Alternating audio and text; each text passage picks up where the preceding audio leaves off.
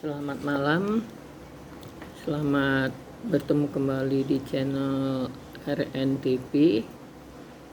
Sebelum kita membaca firman Tuhan, senantiasa kita semua dalam keadaan sehat dan bersukacita di dalam Tuhan. Sebelum kita memulainya, mari kita berdoa.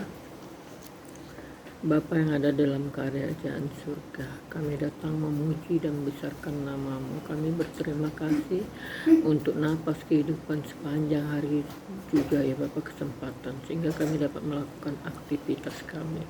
Bapa dalam surga, terima kasih ya Bapa untuk anugerah kasih setia-Mu kepada kami. Kami ya Bapa akan membaca sebagian dari firman-Mu. Sebelum kami membacanya, Engkau berikan hikmat agar hamba dapat menyampaikan firman ini dengan baik dan dapat dimengerti saudaraku terkasih. Terima kasih, berfirmanlah ya Bapa, kami anak-anak siap mendengar. Amin. Saudara-saudaraku yang terkasih dalam Tuhan, judul hari ini ialah penceraian di dalam Kristen. Kita buka ayat kita dari Markus 10 ayat 9. Karena itu, apa yang telah dipersatukan Allah tidak boleh diceraikan manusia. Itu bunyi ayat kita hari ini. Apa yang telah dipersatukan tidak boleh diceraikan manusia. Ini memang sudah Tuhan mengatakan seperti itu. Jadi kita tidak bisa mengabaikan begitu saja. Tetapi kita bisa melihat saat ini begitu banyak di kita umat Kristen perceraian. Kenapa itu bisa terjadi? Karena tidak ada mendasarkan firman Tuhan itu di hati kita masing-masing, di dalam rumah tangga kita, sehingga ada keegoisan. Merasa aku seorang laki-laki, aku lebih berkuasa kepada istriku, sehingga tidak ada kasih, jadi berbuat yang tidak baik, tidak menghargai istri terutamanya. Itulah yang terjadi dalam kehidupan rumah tangga saat ini. Saudaraku terkasih dalam Tuhan, sebagai umat Kristen yang kita telah diberkati di altarnya oleh pendeta yang itu perpanjangan tangan Tuhan,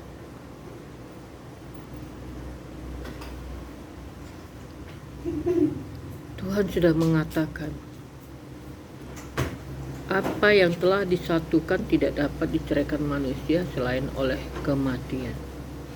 Kenapa begitu banyak terjadi perceraian? Berarti kita Kristen yang tidak menjalankan firman Tuhan. Kenapa kita melakukannya? Kalau kita sebagai umat Kristen yang terlalu rendah hati, kita akan bertahan, akan berdamai dengan keadaan. Mungkin salah satu istri lebih ego, suami harus mengalah. Begitu juga sebaliknya, sehingga ada sinkronisasi dalam kehidupan rumah tangga hingga dapat bertahan. Kalau dua-dua egois, merasa aku lebih yang benar, merasa lebih benar, tidak akan ada titik temunya dalam kehidupan rumah tangga.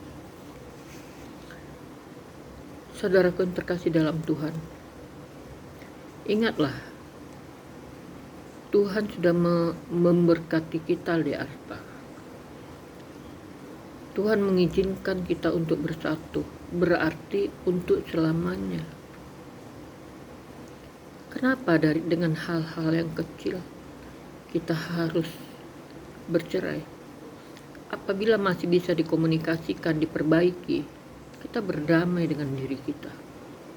Tetapi apabila itu ada KDRT, itu yang perlu kita pertanyakan kepada diri kita, mampukah saya? Dan untuk para suami, istri itu adalah yang mengurus kamu sampai tua, bukan anak-anak kamu. Selalulah dengar firman Tuhan, selalu andalkan Tuhan. Apabila engkau selalu andalkan Tuhan, engkau selalu mendengarkan firman Tuhan, tidak ada perlakuan seperti itu kepada istrimu, yaitu ibu dari anak-anakmu. Tetapi kalau engkau tidak mau mendengarkan firman Tuhan, keegoanmu selalu ingin dilayani, jiwa bos selalu ingin diperhatikan. Ingat suami-suami, istri itu tugasnya mengurus rumah tangga, mengurus anak. Dia memasak untuk kamu, masih ada perhatian mengurus suami. Tapi dibarengin dia harus sepanjang hari mengurus anak. Waktunya hanya sebentar untuk beristirahat. Kenapa engkau tidak bisa mengasihimu? Kenapa? Karena cintalah kamu, maka bisa ada gereja memberkatimu. Dan setelah engkau disatukan, dua menjadi satu, kata Tuhan. Kenapa engkau harus merasa engkau itu lebih dominan, istri kamu lebih di bawah?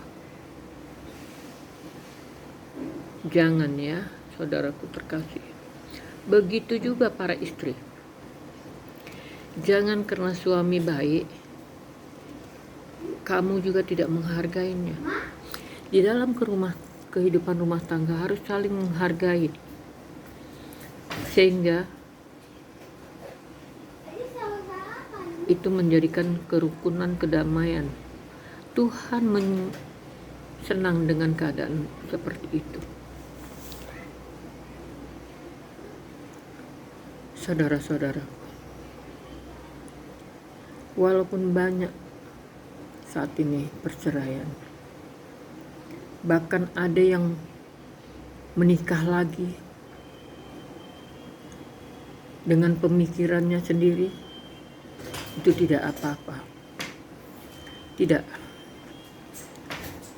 Tuhan tidak berkenan. Tuhan paling benci dengan perceraian. Apalagi engkau menikah kembali. Itu tidak jadi solusi. Engkau akan berzina selamanya. Itu yang dikatakan Tuhan.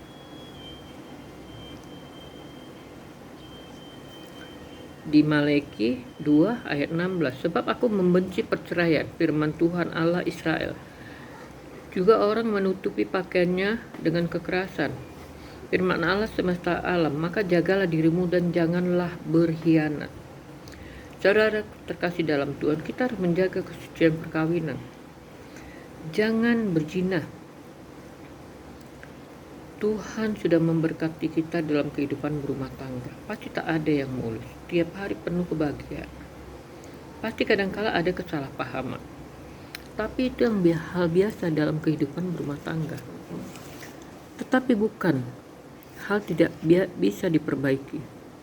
Pertengkaran hanya mencocokkan dua hal yang berbeda untuk memahami satu sama lain pasangan kita menjadi satu. Tetapi apabila di dalam rumah tangga ada perselingkuhan, itu hal yang paling Tuhan murkain dan dosa, yang sangat menyakiti hati pasangan dan Tuhan. Kita harus menghormati Tuhan dengan mengasihi dan menghormati pasangan kita. Bukan berarti istri harus jadi pelayan atau babu bagi suami. Juga sebaliknya, kita wanita harus tunduk pada suami. Bukan berarti suami memperlakukan kita sesuka hatinya. Saling bekerja samalah dalam rumah tangga. Itu suatu kerja nyata bahwa kita menghormati Tuhan dan pasangan. Dan suami istri yang rendah hati pasti selalu punya rasa saling mengasihi dan menghormati pasangannya. Saudaraku yang terkasih dalam Tuhan, hendaklah kita selalu menjaga perkawinan kita.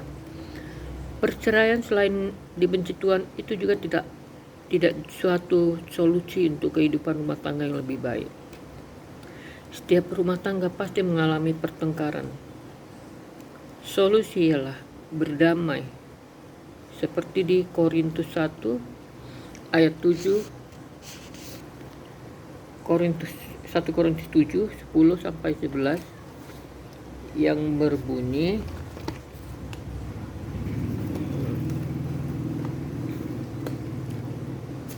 Korintus 1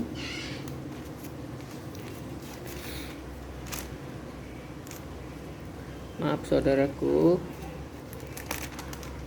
Korintus 7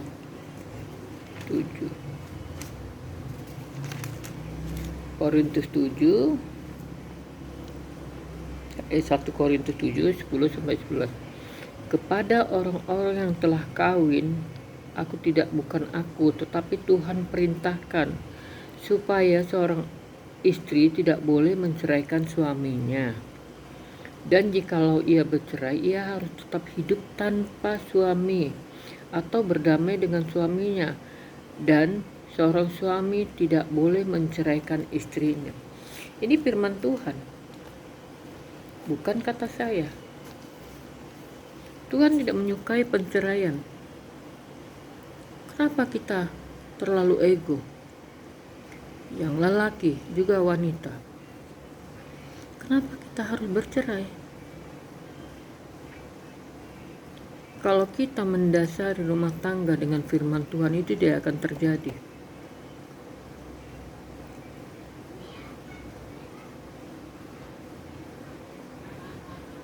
Saudaraku yang terkasih dalam Tuhan, dalam hidup ini, semua orang merasakan ada selalu permasalahan. Itu kita karena masih hidup di dunia. Itu hal yang biasa yang Tuhan berikan, Tuhan izinkan kepada kita untuk kita menjadi manusia yang lebih kuat. Dalam rumah tangga itu tidak ada yang mulus sampai tua pun. Tetapi kita bisa memanage hati kita. Oh, suamiku tidak suka ini. Oh, istriku tidak suka ini. Kita menjaganya dan menghindarinya. Apa yang tidak disukai oleh pasangan kita. Jangan kita lawan. Kalau dia tidak menyukai, kita harus. Tidak boleh. Itu namanya ego. Jadi saudaraku yang terkasih di dalam Tuhan, hendaknya kita takut kepada Tuhan. Karena perceraian Tuhan tidak suka. Ingat janji perkawinan. Di dalam suka maupun duka, kita harus saling mengasihi. Saya yakin percaya kita anak-anak Tuhan. Kita tidak akan melakukan itu. Ingatlah di masa kamu pacaran dulu, gimana manisnya. Kamu ingat kenapa? Dengan hal yang kecil kamu mengucapkan perceraian dan melakukannya. Dan tidak bisa menikah lagi. Itu hanya pemikiranmu. Kebanyakan orang menikah lagi. Itu sama dengan berzina. Tuhan tidak akan mengizinkan. Apakah kamu tetap mau melakukannya? Apa yang Tuhan tidak perkenankan? Senantiasa kita mau merenungkan firman ini, bahwa Tuhan murka kepada perceraian karena Dia telah menyatukan di altarnya. Kau diberkati sampai engkau mempunyai anak. Itu karena Tuhan berkati. Istri sebagai sumber rezeki. Jadi suami, kasihlah istrimu, dan anak-anakmu begitu juga istri. Jagalah perkawinan yang telah diberkati Tuhan, agar senantiasa membawa buah yang baik kepada anak-anak dan orang lain, agar kita menjadi contoh yang baik kepada orang lain, bahwa rumah tangga Kristen tidak ada perceraian. Kita harus takut akan Tuhan dan selalu merendahkan diri ke Tuhan, sehingga rumah tangga kita selalu penuh kedamaian dan awet hingga maut yang memisahkan. Terima kasih. Tuhan Yesus memberkati. Senantiasa firman ini berkenan. Ada salah, mohon maaf. Mari kita bersatu dalam doa. Tuhan Bapa dalam surga, terima kasih ya Bapa. Kami telah menyampaikan sebagian dari firman-Mu yang itu tentang perceraian di Kristen. Biarlah ya Bapa, kami selalu bertahan dalam kehidupan rumah tangga yang telah Engkau berkati, karena Engkau tidak berkenan pada perceraian, kan itu murka-Mu. Oleh sebab itu ya Bapa, Engkau selalu memberkatinya, sehingga kami selalu bertahan sampai maut memisahkan. Begitu juga saat ini ada yang sakit, senantiasa ya Bapa, sembuhkannya Bapa, yang sedang mengalami kelemahan tubuh, sehingga ya Bapa, mereka bisa dapat mendengarkan firman-firman yang Hamba sampaikan.